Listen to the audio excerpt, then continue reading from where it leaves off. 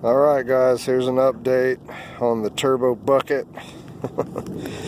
My fun little car that I've had for a while, and hey, it's not the nicest, but I have a blast in it.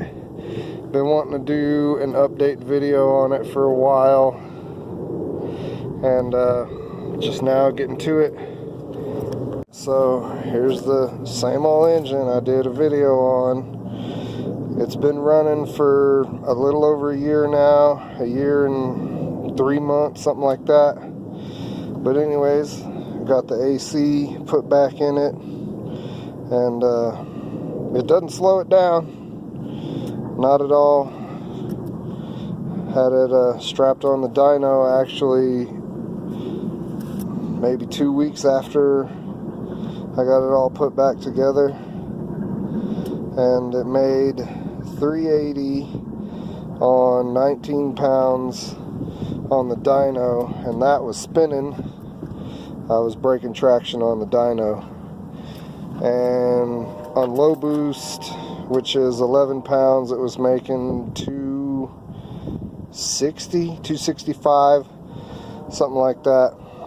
But anyways, this is my forever project. It's never going to stop. I'm not trying to take it to the track and be a street beast with it. I just want about what I got, 400, right in that range, 420, and I'm happy with it. Just going to tweak, tune, like that catch can I'm making is to replace that vent to atmosphere one.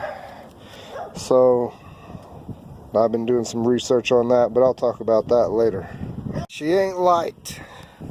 I got full interior, full system. It's not the lightest thing, but it's comfortable, it's fun. Like I said, I love it. I'm happy with it. What more can you ask for? Like I said, full interior plus some. I'm using it for a daily right now.